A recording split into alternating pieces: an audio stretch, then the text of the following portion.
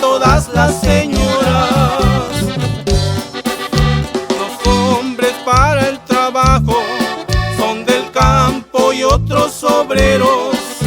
Todos van muy bien preparados, con machete y también sombreros.